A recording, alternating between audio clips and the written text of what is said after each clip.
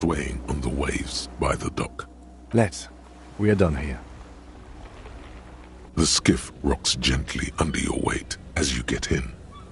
The ride back is uneventful and quiet, but for the sound of conversation on the water, there is someone inland waiting for you. 2 men and a woman stand on the concrete square of a nameless village, looking at a small yellow boat as it draws closer. The sea is calm. You reach the jetty and climb out of the skiff.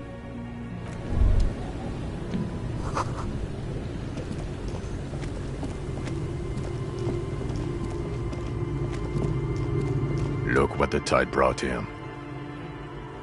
You look like a fucking clown, Harry. Not like a funny police officer, but like a real-life, full-time, pie-in-the-face, unicycle-riding circus employee. Whatever this is, it is completely unimportant compared to what you've just seen. We're not forgetting about anything. Look at you. Bothered by it? Harry, you're a goddamn cop. They're afraid of you. Everyone felt perfectly safe in your company. He doesn't know what he's talking about. Believe me, they felt uncomfortable. Vic, calm down. Hello, I'm Trent Heilerstam. I believe we've met on several occasions. I'm your goddamn partner, Jean-Vic Kemar, and this is your special task force. Or what's left of it. Special Consultant Trent Heilerstam, Patrol Officer Judith Minot. Hi. We've come to scrape what's left of you off the pavement. Lieutenant Kim Kitsuragi, Prison 57. We've just come from the island, where our investigation led us. The scene is making even him feel as though he has to justify your actions. We might need your help with something later. As if he recalled that he's in fact a decorated police lieutenant and not a naughty boy. But this is clearly a departmental matter, so I'm going to leave you to discuss it among yourselves. It's good to meet you, Lieutenant Kitsuragi. Harry, we want to help you. Trent, I believe this is where you come in? I don't quite know what I'm doing here. I was asked to participate as an expert. I think I need to manage your expectations a little. I'm at best an enthusiast in cognitive science. My background is in something else entirely. I engage in neurology on a merely theoretical level. In fact, I should probably get going. No, Trent, it's too late. You're part of this shit now. What have you got to say for yourself, shit kid? What does he have to say for himself? He left you to catch the bullets. Shit kid. What an interesting moniker. You. Shit kid? That's you. Despite all that you've done, the deserter, the phasmid, the case. No, because of all that you've done. The cafeteria manager you fucked over told us where you went. Strange. He didn't mention that. In fact, the establishment didn't look saved at all. There was a giant aerograffito in front of the building. It was on fire. I knew it. Didn't I tell you, Trent? I told you it was our shit kid. The line is from Lou Giatton's Mirova 82, isn't it? About girl-child communism, the titular returning character to ghost the apparition of... Good choice, Harry. He is correct. It was the Seraillese poet Lou Giatton who, in the 50s of the last century, composed her. Don't encourage him, Trent. Okay. Guilty as charged. I heard you'd lost your mind and your memory. I wanted to see if it was true, and it was. Good work, Harry. You're insane now. There's one less person for me and everyone else to rely on. He was too sarcastic for you to realize who he was. Did you? Or did you literally not recognize my face? We've been partners for how long, Harry? Don't answer that. You don't remember. Absolutely no idea. 100 years, judging by the familiarity you feel toward him. 2 years minimum? Or maybe a short but close stint on the task force. He's right. Don't start guessing. Now's not a good time. Lieutenant, my name is not Horse-Faced Woman. It's Judith Minot. I was assigned to your unit 2 months ago. I thought we were friends. Okay, you're my commanding officer. I really want to respect you. I want us to have a normal relationship. That will never happen, Jude. He's the rudest man on earth. He's the reason why the rest of us have to take sensitivity training. And I hate sensitivity training. Yes, I'm Trent Heilerstam. I never said I wasn't Trent Heilerstam. Michael? Mikhail's my son. No, I was just interested in the Feld building and the Martinez beachhead. And Mikhail wanted to see Martinez. It was a coincidence. Him being there with his son, it was not a coincidence. It's difficult to see, but he was worried about you. And also interested in the Feld building. What indeed? I was asked to share my take on some of the more obscure theories developed in Königstein in the 30s. Like partial psychotraumatic amnesia, group personality theory. He's here to see if you're insane. He is smart. Let's move on. Duped? Hey, here's a brilliant idea. Don't be a morbid drunk and you won't be duped so easily. Yes, I'm still Kim Kitsuragi, still a lieutenant from Precinct 57. Still caught up in this crossfire, too. Yeah, Major Crimes Unit, under Lieutenant Dubois and Vicomar. Ring any bells? Refresh your memory? It's a goddamn Major Crimes Unit. There's you, me, Jude, Tron fucking Heidelstown, and Guillaume Baby. I'm technically just a civilian advisor. Oh, fuck you. You're part of this shit show. Oh, that's an interesting story, actually. Guillaume Bevy is a police reporter who joined our team. He was really good. Then he left because he lost faith in your ability to lead the unit. Other people have left too. Good, smart people. People we won't get back. Only me and this really patient patrol officer are still here. And Tron because I'm forcing him to stay. Is this Guillaume Bevy blonde and partial to sunglasses? See? There. He's getting it. I was impersonating him. Look at me, I'm G. Bevy. It was going to be funny, but then you really did have brain damage. So not so much anymore. He sincerely thought it was going to be amusing. For both of you. Do? It's a Major Crimes Unit. We clear the desk of cases so Precinct 41 doesn't look like the worst station in town. We are shit tier now, Harry. Because of you. They're your posse. Or what remains of it. Hand-picked. Hand-lost. The 41st isn't... God damn it, Harry. You told us to fuck off. You said we're cramping your style. Your detective god. Fuck everything. All we burn. Detect or die. It wasn't like that. Fuck you, Harry. We didn't know there was gonna be a tribunal, did we? Oh, you think it was cool you saying that?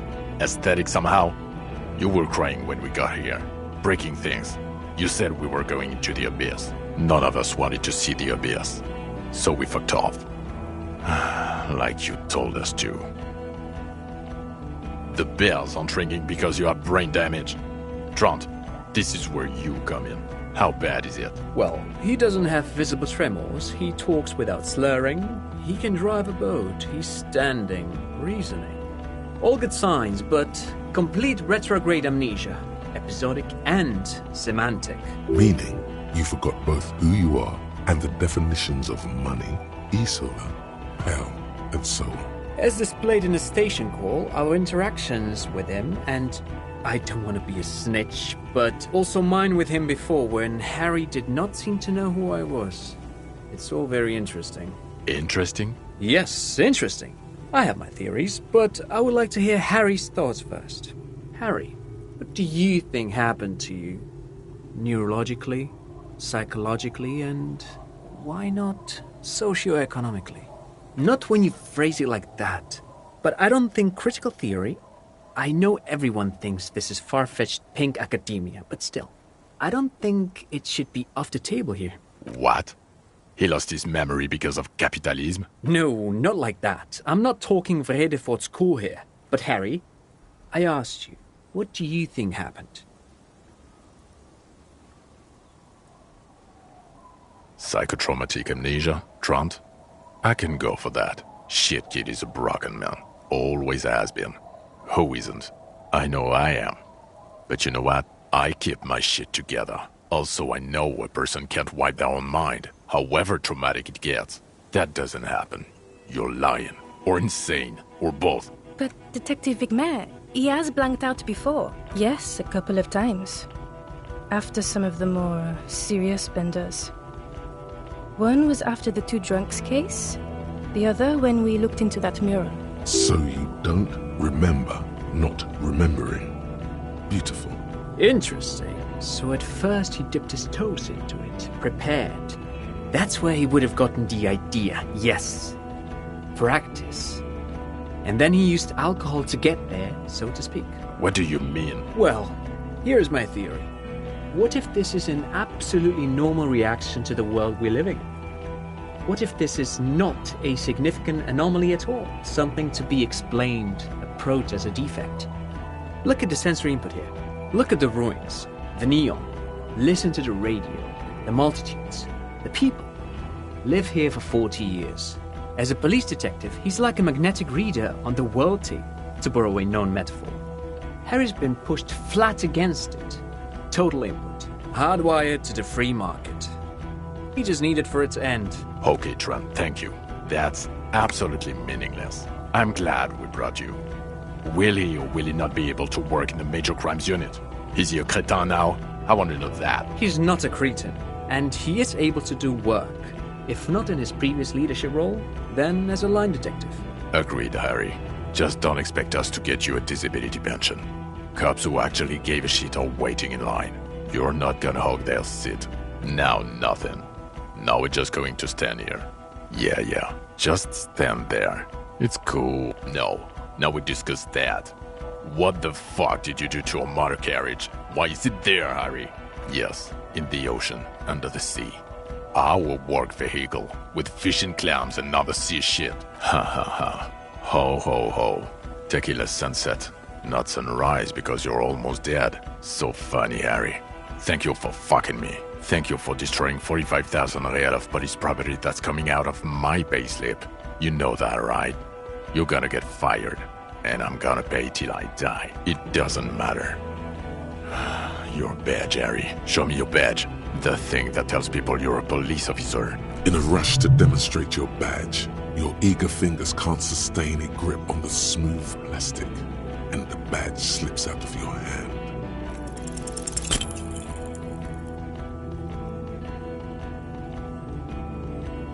You juggle the badge for a second, unsuccessfully, and it lands on the ground some 2 meters away. Ouch! You strained your elbow trying to catch that stupid thing. Damn it. He found it. He found it, Jean. It's his badge. And your gun? As if having your badge and gun are natural states, not achievements. Gun. Yeah, you don't have that. Maybe you can philosophize your way out of it. You're drunk, aren't you? You lost your gun and you're drunk. You're a drunk, gunless bum. I can't smell it. Well, you let the suspect escape. Glassy or something. Because you were too drunk to assess a flight risk. We've read the reports. Lieutenant Kitsuragi's. We know.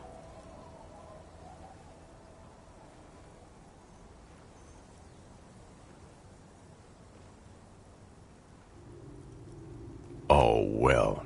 If you let her go, I'm not even gonna get into the other suspect who escaped.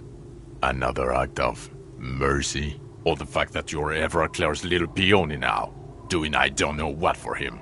That's small-time stuff. That's nothing. That's a humorous anecdote, compared to the 8 people who were gunned down. The streets are literally red with blood, Harry. It was fucking mass murder. He did everything he could. We did everything we could. The company hired and vetted mercenaries. Lieutenant Dubois got between them and the locals. Here comes the cavalry. He did so at considerable risk to his own life. He was shot, not once, but twice. We stopped an execution, not a negotiation. The loss of life was minimal compared to what it could have been. Wait, it's better if I... It's so much better if he does this. 1,000,000 times better. Thank you for the input, Lieutenant Kitsuragi. I didn't mean to suggest you didn't handle the situation. You've spent the week with him. On this case, what is your take? On the case? On Lieutenant Geoffrey Dubois.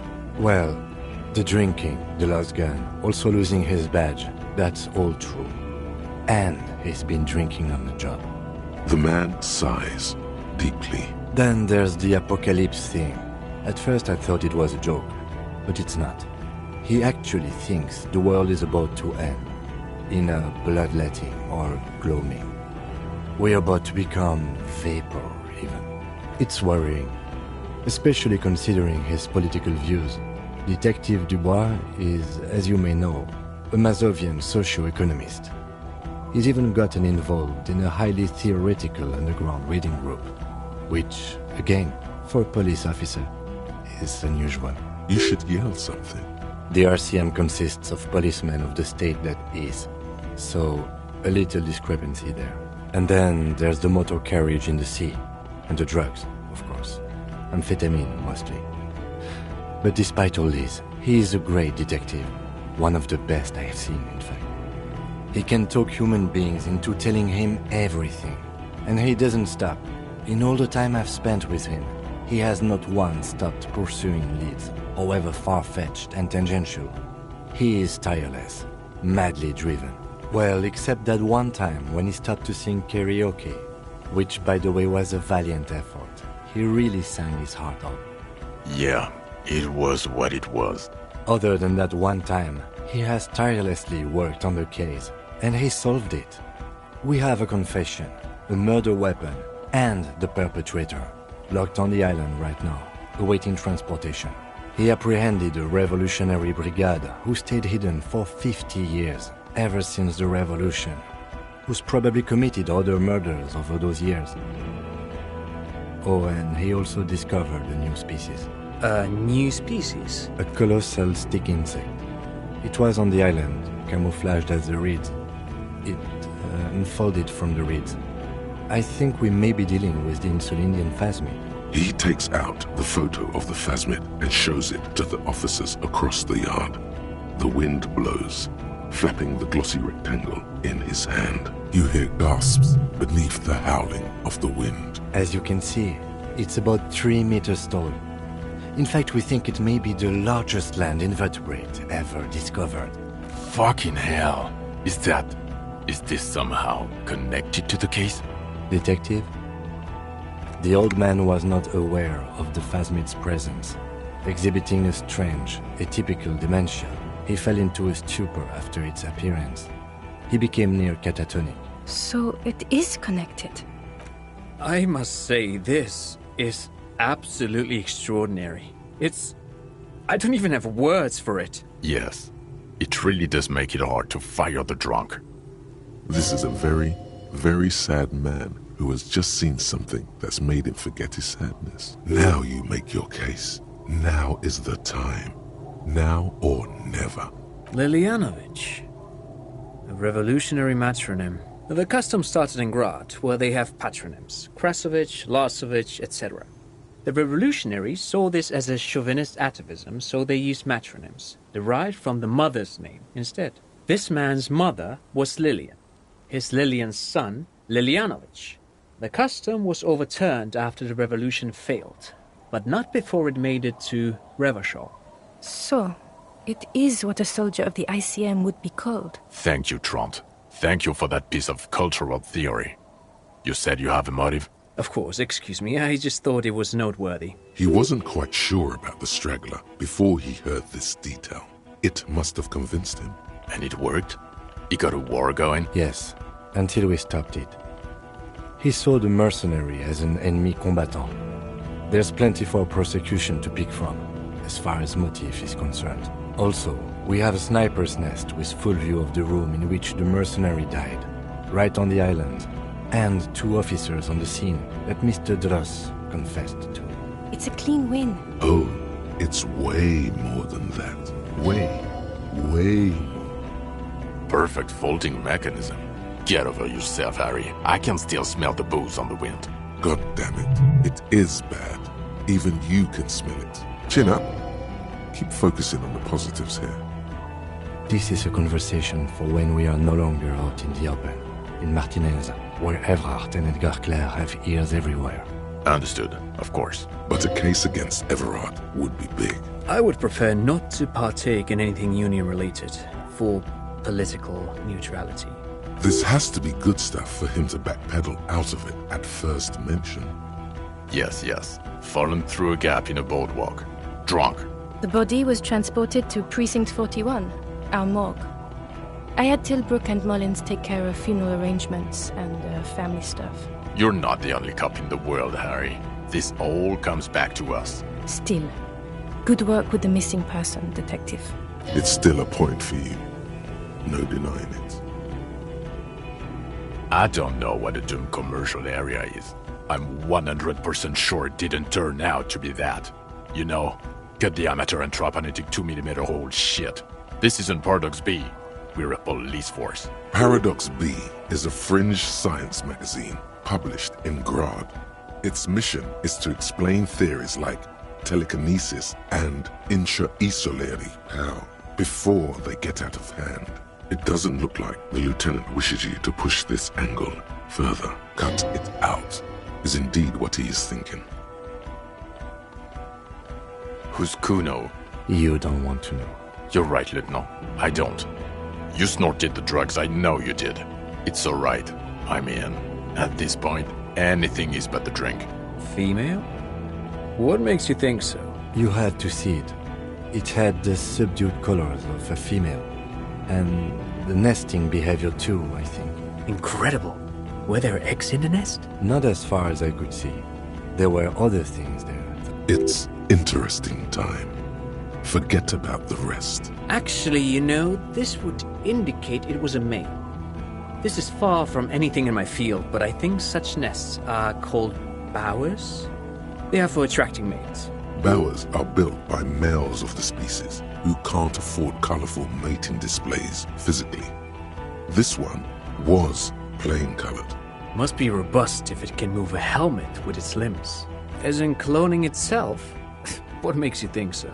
Well, then it wouldn't matter if it's a male or female. The bower would just be rudimentary behavior from before the parthenogenetic mutation. That makes sense, yes. Very interesting. Such organisms are extremely vulnerable to disease. A single strain of bacteria could wipe out the whole species. We're probably looking at conservation efforts here. Yes, but also reed-colored, beige and brown, a little green on the outside. After unfolding from a single stalk, it still retained parts that looked like reed tufts on its limbs. Incredible. The PR value of this is exceptional. Carp discovers new species. Maybe even discovers the Insulindian phasmid. No, that's too much. This would really help with some of the problems we've been having. Absolutely, this is great. This does not say vigilante murderers to me at all. This says science, news, human interest. You know, it's a really good thing you have that photo. Without it, You're doing good here. Perhaps only for a moment, but still. Quit while you're ahead? Or no? what was that? It sounded like you set up a nightclub in the church. That's great. Entrepreneur is a great new career for you. After police officer. I don't care. Go live in the Vale. 4 kids were living in a tent on the ice. They were going to drown when it melted. It's not optimal, but the building was abandoned, so he put them in there. It's okay. It's not that okay. Get off this subject now. I don't want to, but you discovered a new species and solved the murder. So I have to. Jude? Honestly, anything that ends this trial is okay with me. But he's been drinking, she thinks. This is exactly how he gets out of this every time. It's bad for him, but... Agreed. The public relations potential of this is too valuable to let go. Okay.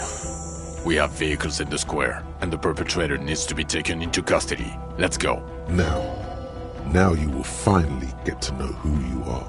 The man looks westward, impatiently, jingling his car keys in his pocket. Who are you? You're a gym teacher, Harry. Well, obviously you're not a gym teacher anymore, but... Before you were a cop, you were a gym teacher in Coron. It's getting really cold outside. Should we maybe... You haven't told us about that. You just told us about being a gym teacher. Harry, it explains everything. The running around, the jumping, the bicep girth, your inexplicable facial hair, the fact that you don't seem to know what homosexuality is, and your moves on the church floor, which honestly were just jump aerobics. Also, this guy. Just everything about this guy. Of course. Contact Mike. He's been on about Mike again. I hate that guy. Oh, you don't say. Does he also vault an impassable gulf of finance and privilege? It is getting cold out. In your 20s or late 20s? You've really let yourself go since then. Yes, you taught gym in school. I believe that's the term. Taught gym at a high school. You were a high school gym teacher. The smell of sweat and glue. The worn floorboards. Kuuno is just east of Jamrock. It was a short walk every morning to the baseball field or the sports building. High school. Harry, your goings-on with Kuuno, Andre, Acel, the whole thing on the ice. That's why you are so juvie. His smirk suggests barely contained laughter. The regular. You found some chick. She inspired you to fight the big fight. Be more than you are. All that. You, every morning, walking from Voyager Road to teach gym. She, leaving for the academy with her spring coat on. The air filled with the smell of smoke and raspberries, and incredible hope. An ocean full of hope. I knew it. I knew no normal human being can run like that. He's an honest-to-God gym teacher. It's not a mystery. Some chick fucked you over. Also, you were drunk. Dubois? It was Dora Engelund, I think. You've said her name. But you weren't married. You were engaged. Something like that. Half Vasan. Vasa is where beautifully and impossibly blonde people come from. No one is married anymore. This is Revachol. God, I don't know.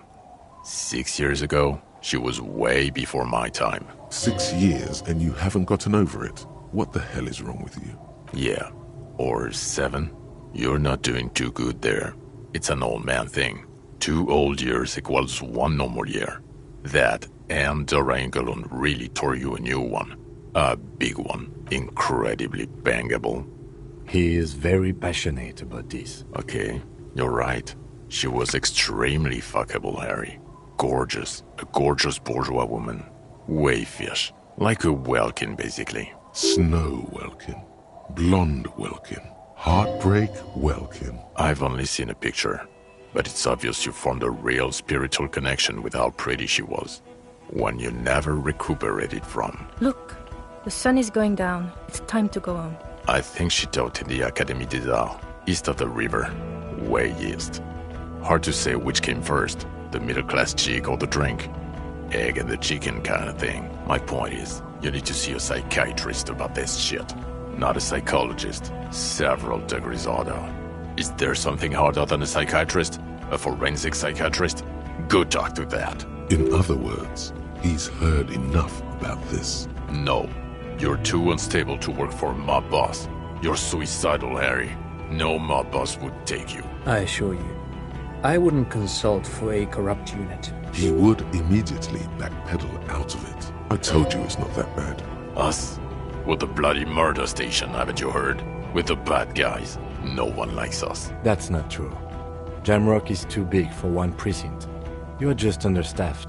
And everyone respects the 41st. You have Captain Price. Thank you, Lieutenant. You're being kind. It is an understaffed station and the district is too big, which is why we need to... Get back to it. We left Torson and McLean to run the Sea Wing. It's not good. Mac the Torso Torson and Chester McLean. They're not fit to run a wing. Believe me. Things are shaky as it is. They are damn iconic though, Torson and McLean. Yeah, not like us. Two clinically depressed old men. Where's the contrast here? We are garbage. God. There are 4 wings, Harry. A, B, C, and D. We're in C. It's made of losers and clock punchers. You and I reconceptualized it as a task force. It was a mistake. There's also a lot of outside help involved, not only me. Other losers too. He's anything but a loser. Although he would like to be seen as one. It's cooler that way. Ptolemy Price? He's the son of the old Price, one of the founders of the RCM. He's one of the most highly regarded men in the force. You're lucky. Somewhere under the curved roof of a former silk factory, shaped like a ladybird with 2 chimneys, Police Captain Ptolemy Price sits behind a heavy wooden desk. Resident medic Nix Gottlieb pours him coffee. It's silent in the captain's office. They speak of change, the city, the tension on the streets. They speak of the events of April and the blood on the streets in May. So he remembers that.